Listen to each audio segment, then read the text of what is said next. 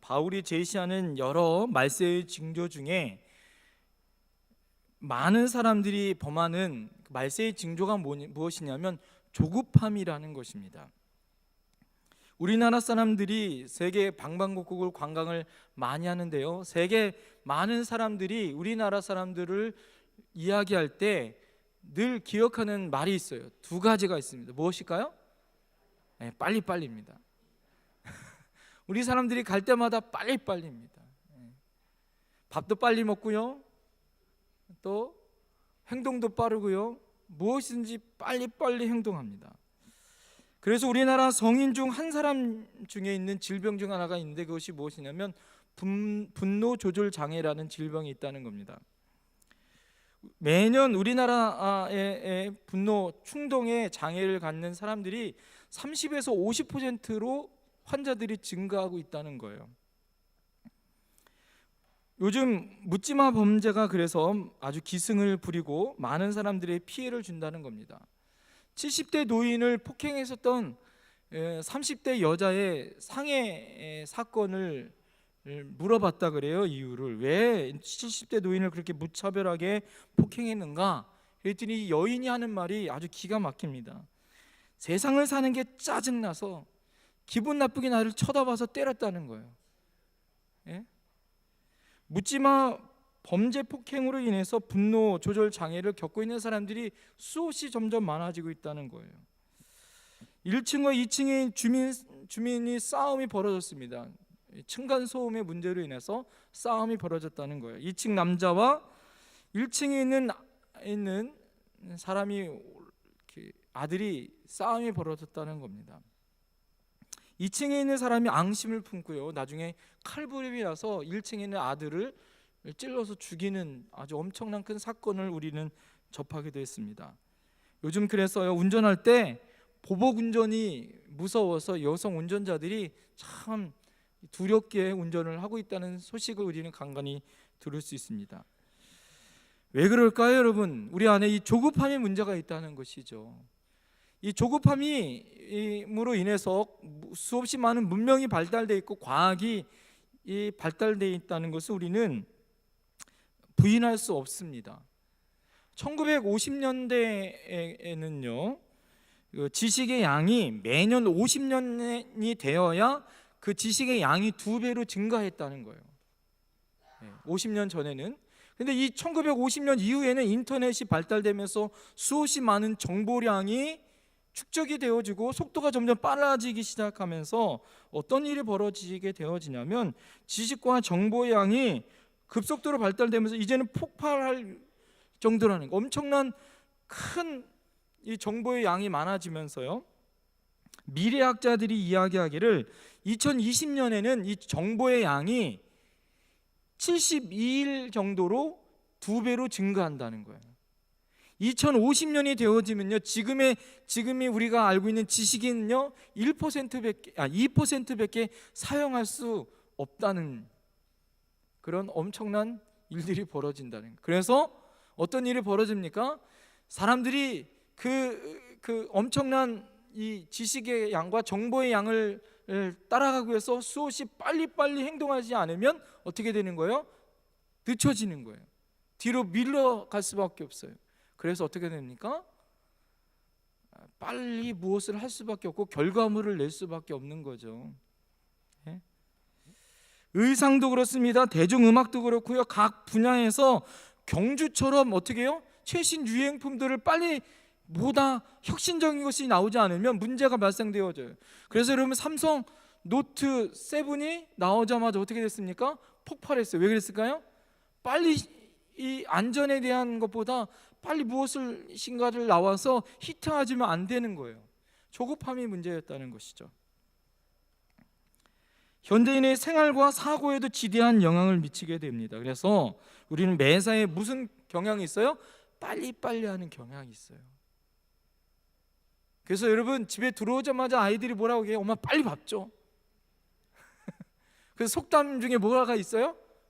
우물가에서 뭘 찾아요? 숭늉 찾는다. 여러분, 우물가에서 이제 숭늉 찾는다는 것은 한참 옛날 얘기예요, 그죠? 예? 조급하다는 것은 결국 기다릴 줄 모른다는 의미입니다. 결국 조급함은 자신의 설정한 목표에 치중하게 되어지고 하나님의 때를 기다리지 못하는 우울을 범합니다.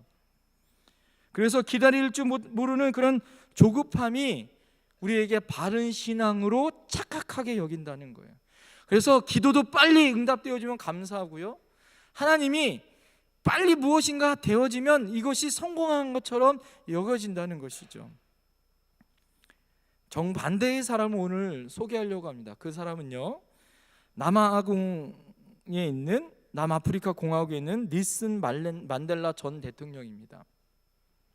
이 만델라 대통령의 애칭이 있는데 무엇이냐면 존경하는 세계 어른, 세계의 성자라는 애칭이 있습니다. 이분이 왜 그러냐면 만델라는 이분이 흑인의 인권을 위해서 아주 노력하고 아주 수고하신 분이거든요. 그런데 이 남아공에 있는 민족 차별주의로 인해서 27년 동안 종신형을 받고 감옥살이를 하게 되어집니다. 그런데 이분이 죄를 범한 게 아니었어요. 백인들의 인종 차별주의 때문에 이분이 감옥에 갇혀서 27년 동안 종신형을 갖게 됩니다. 그러면서 딸이 아기를 낳은 거예요. 딸을 낳았어요. 딸을 낳은 거예요. 그러니까 손녀딸을 낳은 거죠.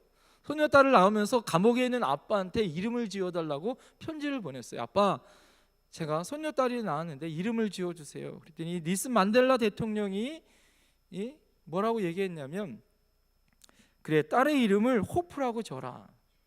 여러분, 맥주집 이름이 호프가 아니에요. 소망이에요. 희망이라 줘라, 이렇게 얘기한 거예요. 왜 그러냐면 나는 이곳 감옥에 있더라도 희망이 있고 나에겐 소망이 있다. 그래서 너의 딸에게는 이 소망과 희망이 있는 호프라는 이름을 지어줘라, 이렇게 지어줬다는 거예요. 만델라 대통령이, 만델라가 이제 27년을 그 감옥에 있다가 그분이 이제 감옥에서 나올 때 TV에서, 얼마나 대단한 사람이냐면 감옥에 나올 때 TV에서 현지 방송을 비춰줬어요. 근데 많은 사람들이 깜짝 놀랐습니다. 왜 놀랐냐면 27년 동안 감옥살이를 한 사람 같지 않은 거예요. 왜 그럴까요? 이분에게는 27년 동안 감옥살이를 했지만 늘 소망과 희망을 갖고 살았다는 거예요. 내가 나오면 새로운 나라를 만들고 새로운 소망이 나에게 있다라는 그런 희망을 이분이 갖고 감옥에 나왔다는 것이죠. 그러고 난 다음에 이분이 대통령이 되어졌습니다. 대통령이 되어졌어요. 그러면 여러분 어떻게 했을까요? 여러분 억울하게 종살이 하다가 대통령 되어졌어요. 그러면 어떻게 할까요? 백인에 있는 모든 사람들을 어떻게 할까요? 숙청하거나 보복을 할 텐데 이분 그러지 않았습니다. 그렇게 자기를 감옥에 갔었던 모든 사람을 용서합니다. 그리고 정치적인 반대에 있는 사람을 부통령으로, 이분을 자기의 정치적인 파트너로 오히려 삼아요. 그리고 모든 포용하는 정책을 합니다. 그래서 이 사람이 노벨 평화상을 받아요. 이분이 죽을 때 많은 사람들이 애도했습니다. 이분과 사진 찍는 것이 오히려 많은 사람들이 성자처럼, 또 정치인들은 만델라 대통령과 사진 한번 찍는 것이 희망과 소망이었다라고 사람들이 이야기해요. 왜 그럴까요? 늘 희망과 소망을 잊지 않았기 때문에 그렇다는 거예요. 오늘 여러분, 기다림은 우리에게 희망입니다. 우리가 오늘 대강절 마지막 주간을 보내고 있어요. 여러분, 대강절이 뭐예요? 예수님이 이 땅에 오심을 우리가 기다리는 절기입니다. 그것도 우리가 마지막 이 주간을 보내면서 예수님이 이 땅에 오실 것을 우리가 기다립니다. 다시 예수님이 재림할 것을 기다리는 우리의 모습이 어떻게 해야 될까요? 닐슨 만델라 대통령처럼 기대와 희망이 우리에게 있어야 될 줄 믿습니다. 그러면 어떻게 돼요? 지치지 않습니다. 포기하거나 절망하지 않는다는 거예요. 희망은요, 인내와 원동력이라는 것입니다. 오늘 본문에 보면 예수님이 오기 전에, 여러분, 이 당시의 팔레스타인 당시의 지역은 어떤 시대였냐면요, 로마 식민지 치하에서 정치적으로는요 자유가 없는 상황입니다. 로마 정부로부터 부과되어 있는 과도한 세금이나 세리의 횡포 때문에 많은 사람들이 절대 빈곤으로 시달리고 있는 아주 힘든 시대 가운데 살고 있습니다. 뿐만 아니라 여러분 고통 가운데 있는 백성들을 위로하고 희망을 심어줘야 하는 이스라엘의 종교 지도자들은 영적으로 침체되어 있고 타락하여서 기득권을 가지고 있는 계층들과 함께 어떻게 해요? 함께 야합하고 기득권을 유지하는 도구로 전락되어 있다는 거예요. 그러니까 최고의 암흑 시대 가운데 예수님을 기다리고 소망하고 메시아를 기다릴 수밖에 없는 시대 가운데 있었다는 거예요. 그 사람이 한 사람이 있습니다. 오늘 본문에 나와 있는 시므온이란 한 노인이었다는 거예요. 여러분, 노인은 희망이 있어요, 없어요? 노인도 희망이 있는 줄 믿습니다. 우리 권사님들 나와서 찬송 부를 때마다 얼마나 감사하고 얼마나 놀라운 은혜가 있는지 몰라요. 여러분, 오늘 시므온은요, 랍비도 아니었고 제사장도 아니었고 서기관도 아니었고 바리새인도 아니었습니다. 그냥 평범한 노인이었습니다. 그렇지만 그가 어떤 믿음의 자세로 이렇게 닐슨 만델라처럼 하나님 앞에 희망과 소망을 잊지 않고 다시 예수님을 만나는 그 축복의 노인으로 하나님 앞에 은총을 받았냔 말이에요. 첫 번째는 무엇이냐면 메시아를 기다리는 그런 사람의 태도가 의롭고 경건하고 하나님의 위로를 기다리는 자였다는 거예요. 그가 믿음의 태도가 어떻게 했다고요? 의롭고 경건하여 하나님의 위로를 기다리는 사람이었다는 거예요. 여러분, 오늘 본문에 나오는 25절 말씀 다 같이 한번 읽어보겠습니다. 25절 시작. 예루살렘에 시몬이라는 사람이 있으니 이 사람은 의롭고 경건하여 이스라엘의 위로를 기다리는 자라. 성령이 그 위에 계시더라. 여기 보면 아기 예수를 처음 만난 사람이 누구냐면 바로 시므온이라는 사람이었다는 겁니다. 시므온이라는 사람은 의롭고 경건한 사람이었다. 의롭다는 말의 원어의 뜻은 무엇이냐면 하나님의 뜻에 합당하다, 하나님과 사람의 법을 준수하다, 옳고 그름을 분명히 구별하고 정직하다는 뜻이 있다는 거예요. 그러니까 하나님과 사람 앞에서 해야 할 도리, 그것을 바르게 살고 있었던 사람이 누구냐? 바로 시므온이란 사람이었다는 거예요. 또 그 사람이 어떤 사람이었습니까? 하나님의 말씀을 신실하게 지키는 사람이었다는 거예요. 그래서 그는 경건하다 이렇게 이야기합니다. 경건하다는 또 원어의 뜻은 무엇이냐면 하나님께 대하여 주의하고 신중하고 두려워한다, 하나님을 경외하며 하나님의 뜻과 명령을 지키며 살아가는 거룩한 성품을 지니고 살아간다라는 거예요. 여러분, 의롭고 하나님의 경건한 삶을 사는 사람은 외로울까요? 외롭지 않을까요? 왜 외로울까요? 세상과 타협한 것이 아니에요. 세상의 시류를 따라가는 사람이 아니에요. 여러분, 의롭고 경건한 사람은, 여러분, 우리 이 고어 중에 물이 맑으면 뭐가 없다? 물고기가 없다 이렇게 이야기해요. 의롭고 경건하면 따르는 사람이 많지 않습니다. 오히려 힘들고 어려운 삶을 살아야 되는 거예요. 그래서 이 사람이 가야 할 곳은 어디냐? 하나님 앞에 예배할 수밖에 없었다는 거예요. 하나님 앞에 예배하는 것이 중요하게 여겨졌고 하나님을 거룩히 여기고 하나님 앞에 옳고 그름을 구별하는 삶을 살았다는 거예요. 그래서 아기 예수를 보자마자 이분이 예수님인지 아닌지를 첫눈에 알아봤으니까 몰랐습니까? 알아봤어요. 왜? 이스라엘 사람은 어떤 사람이었어요? 의롭고 경건한 자였기 때문에 이분이 이 아기 예수가 예수님인 걸 알아봤다는 것이죠. 여러분, 이 세상을 살아갈 때 여러분 우리 안에 외롭고 힘들 때가 있어요. 지난주 저희가 월요일 날, 지난주가 아니군요, 엊그제군요. 초등학교 친구가 전화가 왔어요. 저한테 모처럼 전화 왔습니다. 몇 년 만에 전화 온 것 같아요. 이 친구가 잘 있냐고 저한테 전화 왔어요. 전화 오면서 안부를 이렇게 묻고 있었습니다. 묻고 있는데 이 친구가 저한테 전해준 이야기가 마음이 아팠어요. 왜 그러냐면 제가 초등학교 졸업할 때 정교회장을 했습니다. 이래봬도 반장도 하고 정교회장을 해서 동창회장이었어요. 그래서 동창회를 제가 이렇게 청년이 될 때까지 동창회장을 계속했습니다. 근데 제가 전도사가 되어지고 목사가 되어지면서 동창회가 뭐 하는 거예요? 애들 술 먹는 자리를 만드는 거예요. 그런데 이게 주의종으로 가는데 애들을 모여서 동창회장으로 이 자리를 도저히 제가 만들 수가 없겠더라고요. 제가 아이들한테 얘기했어요. 내가 동창회장을 이제는 좀 그만둬야겠다. 잠기 직권을 했긴 했죠.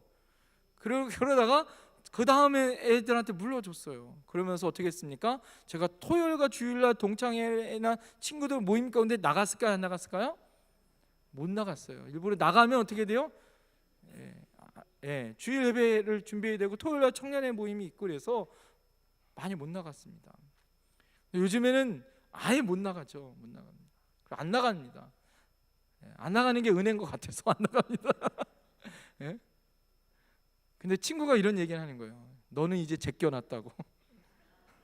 너는 이제 친구들한테 제껴난 사람이 됐다고 이렇게 얘기하더라고요. 제가 그 얘기를 듣는데 한편으로는 마음이 굉장히 쓸쓸했습니다. 마음이 아팠어요. 내 친구들이 이제는 내가 나를 아예 제껴놓은 친구가 이제 됐구나. 그런데 한편으로는 감사했습니다. 왜 그럴까요? 이제는 내가 하나님의 위로가 오히려 그 친구들보다 하나님의 은총과 하나님의 위로하심이 더 크다는 것에 오히려 감사했다는 거예요. 여러분, 오늘 25절 중반절에 보면 이 시므온이 하나님의 위로함을 받아요. 하나님의 위로를 기다렸습니다. 그가 의롭고 경건한 자였지만 그렇지만 그는 하나님의 위로함을 받는 사람이었다는 거예요. 이것이 핵심인 줄 믿습니다. 여러분, 우리가 이 땅을 살아갈 때에 의롭고 경건하게 살아갈 수 있어요. 왜? 세상 사람이 위로가 아닙니다. 친구들의 위로가 아닙니다. 가족의 위로가 아닙니다. 누구의 위로라고요? 하나님의 위로를 받는 자이기 때문에 그렇다는 거예요. 오늘 시므온은 그토록 메시아 오기를 기다렸습니다. 오히려 의롭고 바르게 살기 때문에 외로워서 이 메시아가 빨리 와서 나를 위로해 달라는 은총이 더 간절했다는 것이에요. 또한 위로를 기다렸다는 말은 마음의 상태의 표현을 그대로 이야기해요. 아까 말씀드린 것처럼 정치적으로는 로마의 지배함을 받고 있고요, 과도한 세금을 내야 하고 힘들고 어려운 시대 가운데 살았다는 거예요. 그래서 메시아를 기다릴 수밖에 없었다는 거죠. 메시아가 오면 이스라엘의 모든 문제가 회복되어지고 모든 압제에서 고통받는 모든 사람들을 건져내어지고 구원할 것을 믿었기 때문에 그렇습니다. 여러분, 시므온은 그런 하나님의 위로를 기다리는 자였다는 걸 믿으셔야 될 줄 믿습니다. 여러분, 우리 삶 가운데 무엇이 필요하십니까? 이 시대 가운데 많은 사람들이 촛불을 들고 나갑니다. 대통령의 위로가 아니라 그 무엇의 위로를 사람들이 쓸쓸하게 기다리고 있다는 것이죠. 여러분, 생명 대신 예수 그리스도의 생명의 빛이 우리의 위로가 될 줄 믿습니다. 고린도후서 1장 3절부터 5절 말씀에 바울이 이렇게 이야기합니다. 다 같이 한번 읽어보겠습니다. 시작. 찬송하리로다. 그는 우리 주 예수 그리스도의 하나님이시요 자비의 아버지이시요 모든 위로의 하나님이시며 우리의 모든 환난 중에서 우리를 위로하사 우리로 하여금 하나님께 받은 위로로서 모든 환난 중에 있는 자들을 능히 위로하게 하시는 이시로다. 그리스도의 고난이 우리에게 넘치는 것 같이 우리가 받은 위로도 그리스도로 말미암아 넘치는도다. 아멘. 하나님은 우리의 어떤 하나님이라고요? 3절에 보니까 자비의 아버지이시고 위로의 아버지시다 이렇게 이야기합니다. 믿습니까? 하나님은 우리의 자비의 아버지시고 위로의 아버지인 걸 믿으셔야 될 줄 믿습니다. 또 5절에 그리스도의 고난이 우리에게 넘치는 것 같이 우리가 받은 위로도 그리스도로 말미암아 넘치는도다 이렇게 얘기해요. 여러분, 우리가 고난 받은 것만큼 하나님의 위로가 넘칠 것을 믿으시길 바랍니다. 또 6절에 이렇게 이야기합니다. 다 같이 한번 6절 읽어보겠습니다. 6절 시작. 우리가 환난을 당하는 것도 너희가 위로와 구원을 받게 하려는 것이요 우리가 위로를 받는 것도 너희가 위로를 받게 하려는 것이니 이 위로가 너희 속에 역사하여 우리가 받는 것 같은 고난을 너희도 견디게 하느니라. 아멘. 우리가 환난을 당하는 것도 너희가 위로와 구원을 받는 것이다 이렇게 얘기합니다. 여러분, 우리가 지금 예수 믿는 것으로 의롭고 경건한 것 때문에 우리가 환난을 당할 수 있어요. 그렇지만 그 안에 놀라운 하나님의 위로하심이 있다는 걸 믿으셔야 될 줄 믿습니다.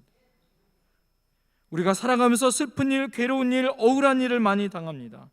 때로는 잠 못 이루고 분을 삭히지도 못하고 원망하고 고통스러운 일일 때도 있다는 것이에요. 여러분, 그때 이런 안타까운 일을 당할 때마다, 괴로울 때마다 여러분 어떻게 하십니까? 분노를 키우십니까? 아니면 원망의 말을 쏟아놓습니까?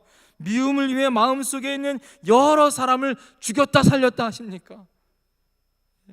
누군가의 위로를 주는 사람을 찾아가 방황하십니까? 아니면 아픔을 억지로 참고 견디려고 애쓰다가 병이 나거나 더 큰 고통을 겪은 적은 여러분 없으십니까? 여러분, 이때 해답은 단 하나, 하나님의 위로하심이 필요할 줄 믿습니다. 우리의 위로자 되시는 해답은 예수 그리스도인 걸 믿으셔야 될 줄 믿습니다. 예수님은 상처받은 사람, 슬픔에 젖은 사람, 괴로움을 당하는 사람, 신음하는 사람들을 위로해 주시는 분이라는 걸 믿으셔야 될 줄 믿습니다. 하늘 보좌의 영광을 버리시고 이 땅을 위로하시기 위해 친히 우리의 몸을 가지고 이 땅에 오신 날이 바로 성탄절인 걸 믿으셔야 될 줄 믿습니다. 하나님의 위로가 우리의 중심 가운데 있을 때 그 눈물이 사라질 것을 여러분 믿으십시오. 주님이 임하시면 마음의 공허함이 채워집니다. 우리 삶의 고통과 분노가 사라집니다. 우리 인생의 참 위로자 되시는 예수 그리스도가 계신 곳에 진정한 위로가 있다는 걸 믿으셔야 될 줄 믿습니다. 위로는 하나님의 위로 가운데 참된 위로로 그 상처를 보듬으시고 싸매시는 놀라운 은혜가 우리에게 있다는 걸 믿으셔야 될 줄 믿습니다. 또 하나, 시므온처럼 메시아를 기다리는 우리의 자세는 어떤가? 두 번째는 성령에 붙들려야 된다는 거예요. 성령에 붙잡혀야 된다는 겁니다. 여러분, 누가복음 25장 또 26절 또 27절 말씀 다 같이 오늘 한번 읽어보겠습니다. 시작. 성령이 그 위에 계시더라. 26절 성령의 지시를 받았더니 27절 성령의 감동으로 이렇게 기록되어 있습니다. 여러분, 시므온은 그렇게 힘들고 어려운 삶을 어떻게 인내하며 예수님을 만났는가? 무엇에 붙들렸다는 거예요? 성령에 붙들렸다는 거예요. 시므온은 성령의 사람이었습니다. 시므온은 항상 성령의 임재를 경험하며 살았습니다. 시므온은 성령의 지시를 받고 성령의 감동을 받으며 살았습니다. 시므온은 하루하루 평생을 성령을 따라 사는 삶을 살았다는 거예요. 여러분, 성령님께서 시므온이 예수님을 기다리도록 어떻게 하셨어요? 도와주셨습니다. 성령님께서 시므온의 기도 가운데 여러분 임재해 주셨습니다. 성령님께서 시므온의 소망 가운데 함께 하셨고요. 성령님께서 시므온이 어떻게 행할지를 지시하여 알게 하셨고요. 성령님께서 시므온에게 하나님의 뜻이 무엇인지를 알게 하시고 인도하셨다는 거예요. 여러분, 우리 안에 이 땅을 살아갈 때 어떤 지시를 받고 살아가야 될 것인가? 최순실의 지시를 받을 것인가? 성령의 지시를 받을 것인가?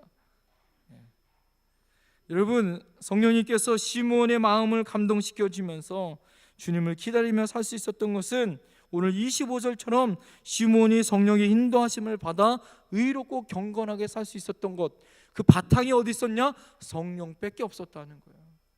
여러분, 그래서 마지막 때에 우리에게 약속하신 것이 뭐예요? 내가 마지막 때에 남정과 여정에게 뭘 부어준다? 성령을 주시겠다, 예수님 말씀하고 있어요. 여러분, 성탄을 기다리는 우리의 마음은 어떻게 되어야 될까요? 여러분 안에 성령 받으셔야 될 줄 믿습니다. 성령을 받는 사람, 그 성령 가운데 여러분 내 죄된 마음을 비우고 헛된 욕심의 마음을 다 내어놓고 성령 가운데 여러분 함께 하실 때 날마다 승리할 걸 믿으시길 바랍니다. 마지막 세 번째, 메시아를 기다림의 자세는 어떤 사람인가? 의롭고 경건하고 위로를 기다리고, 두 번째는 성령에 붙들려야 하고, 마지막 세 번째는 어떻게 했냐면 성전을 떠나지 말아야 된다는 거예요. 따라합시다. 성전을 떠나지 말자. 오늘 여러분 본문에 나와 있는 시므온, 그 다음 여러분 26절에서부터 안나라는 선지자가 나오죠. 안나와 공통점이 있습니다. 그 공통점은 무엇이냐면 성전 중심의 생활, 성전을 떠나지 않는 삶을 살았다는 거예요. 예수님을 만날 수 있었던 것, 여러분, 힘들고 어려울 때도 성전을 떠나지 않냐고, 교회를 떠나지 않을 때 아기 예수를 만나는 복을 받았다는 거예요. 여러분, 성전을 떠나지 말아야 될 점 있습니다. 오늘 본문 2장 27절과 또 누가복음 36절부터 37절까지 뭐라고 얘기하는지 한번 보겠습니다. 시작. 성령의 감동으로 성전에 들어가매. 또 누가복음 3장 36절부터 37절에 뭐라고 얘기해요? 안나는 성전을 떠나지 아니하고. 여러분, 떠나지 않을 때, 성전 가운데 여러분 하나님의 감동이 있었고, 성전을 떠나지 않을 때 아기 예수를 만나는 놀라운 역사가 있었다는 거예요. 성전은요, 성삼위 하나님이 거하시는 거룩한 성전입니다. 성전은 하나님을 만나는 거룩한 장소고요, 성전은 하나님과 교제하는 곳이고, 성전은 하나님의 역사가 진행하는 곳입니다. 성전은 하나님의 일이 계획하고 추진되는 곳이고요, 시므온은 성전에 들어간 곳에 하나님을 사모하는 열정이 그곳에 함께 하시기에 예수님을 만나는 놀라운 복을 받았다는 겁니다. 하나님의 역사를 보고 하나님의 역사에 동참할 수 있는 은혜가 어디 있었습니까? 성전을 떠나지 않았다는 거예요. 많은 사람들이 이 시대 가운데 성전을 떠나게 하는 놀라운 사단의 역사가 있습니다. 우는 사자처럼 여러분을 잡아먹으려고 할 때, 여러분, 믿음이 있는가 없는가의 척도가 뭐가 있어요? 성전을 잘 나오는가 안 나오는가, 교회를 잘 나오는가 안 나오는가를 보면 믿음이 떨어졌는지 안 떨어졌는지를 볼 수 있습니까? 없습니까? 있어요. 맞아요, 그죠? 여러분, 믿음이 떨어지면 교회 나오고 싶어요? 어떻게 하세요, 여러분? 다 떨어져 봐서 알잖아요. 여러분, 우리 안에 성전을 떠나고 싶은 게 우리의 마음인 거예요. 그럴 때마다 여러분 어떻게 된다고요? 하나님을 사모하고 뵙고자 하는 열정으로 삼아야 된다는 거예요. 유황 중인 성도님들과 우리 권사님들을 찾아갈 때마다 우리 권사님들이 하는 말이 있어요. 뭐라고 얘기하세요? 나도 교회 가고 싶다고, 나도 하나님 앞에 예배하고 싶다고. 장례를 겪을 때마다 올해 장례를 무진장 많이 했잖아요. 근데 안타까운 게 있어요. 저희 담임 목사님도 그런 마음 말씀하시는데, 늘 앉으시는 자리에 앉으세요. 우리 성도님들 보면, 그죠? 늘 앉으시는 자리에 앉는데 그 성도님의 빈자리가 보일 때마다 마음이 안타까운 거죠. 마음이 짠한 거죠. 늘 그 자리에 앉아서 새벽 말씀을 듣고 하나님께 기도하고, 예배 때마다 그 자리에 앉아서 하나님의 말씀을 들었던 분들이 세상을 떠날 때마다 마음이 안타까운 거죠. 더 안타까운 건 뭐냐면 교회를 떠날 때 마음이 안타까운 거예요. 여러분, 모든 역사의 주인은 하나님 앞에 함께 동참하는 거예요. 교회의 머리 대신 주님의 사역 가운데 여러분 기도하는 일, 여러분 그것은 우리의 사명인 걸 믿으셔야 될 줄 믿습니다. 여러분이 이 성전을 떠나지 말아야 할 것은 이 하나님 앞에 기도할 사명이 우리에게 있다는 걸 믿으셔야 될 줄 믿습니다. 오늘 많은 사람들이 교회 성전이 하나님의 집에 나옵니다. 하나님을 뵙고자 나옵니다. 하나님을 사모하는 열정으로 나옵니다. 그런데 그러지 못한 분들도 가끔 있다는 거죠.